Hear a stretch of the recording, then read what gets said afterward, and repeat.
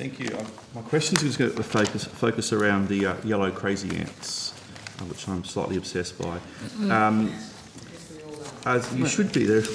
These things are scary, and I have nightmares about them. But just can you outline the steps being taken to achieve your program deliverable Yellow Crazy Ants biocontrol program implemented in line with relevant approvals, which I think is on page 191 of the PBS? Yes, and Senator, I share your concern about yellow crazy ants. And when it comes to land managed by the Director of National Parks, particularly interested in the impacts of yellow crazy ants on Christmas Island.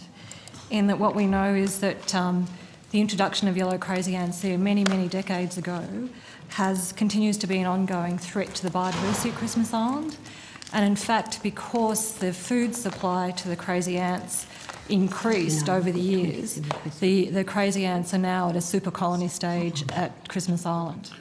So my predecessor, Peter Cochrane, actually started work with La Trobe University to look at what could be done about the whole yellow crazy ants problem there and its impact on crabs and threatened species.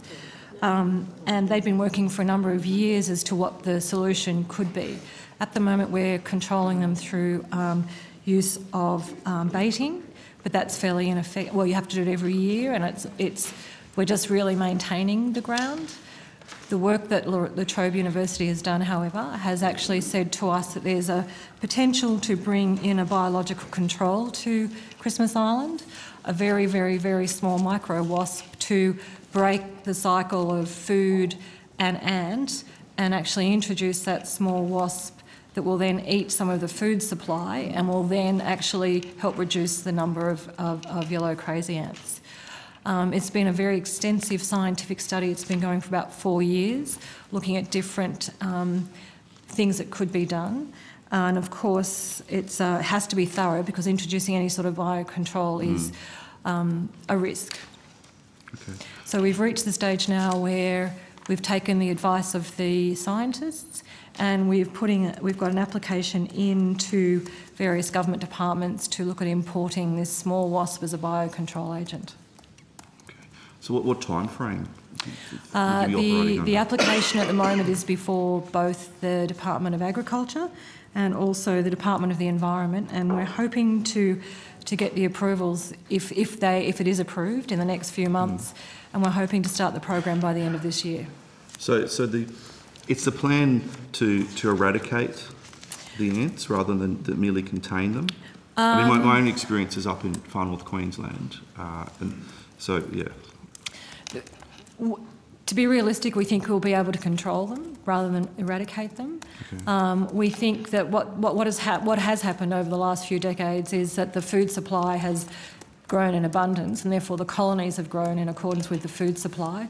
What do you mean by the food supply has grown in abundance? So the ants mainly eat a scale or a lac attached to the plants, and the amount of scale or lac has increased enormously on the plants. So it just means the ants have a greater food supply, and this has actually tipped them into a super colony on Christmas Island. I'm not sure at what stage the other yellow crazy ants are in the Western Australia, but certainly on Christmas Island. For many, many decades they were there, but they weren't the problem they are now. It is this sort of explosion due to extra food that the scientist tells us has made them such an issue. So the recommendation we have is that if we reduce the food supply through bringing in something that will actually destroy the food supply, we'll be able to control the ants to a lesser number. We haven't been able to, we haven't talked about eradication. Okay. When's the current funding for the Yellow Crazy Ant program due to end? So the funding for the exploration of the options finishes in 15-16. This finishes this year, but we have now, if we move into the operational phase, we're hoping that we'll be able to reduce our baiting program, or we know we'll be able to, in using a biological control agent. We'll need some funding initially, but then through that control agent we'll be able to reduce the use of poison and actually reduce our budget in the long term. Okay. How are the Green Army teams being utilised? On Christmas Island, we're putting forward an application to use the Green Army teams out there, and we'll be looking to use them in hopefully some of the regeneration work there, or potentially some of the cat baiting work we're doing. Okay. Senator, I might just add to that, beyond the parks that Ms Barnes looks after, there has been funding for 3 Green Army teams to help protect and conserve the wet tropics management World Heritage Area. Can I just say I think they're doing a fantastic job, having met with some of them up in Edmonton. So I think they're doing fantastic work. You're aware of that work? Yeah. Okay. Cool. Rightio. So, is the department or the minister aware of a request for an extension of the funding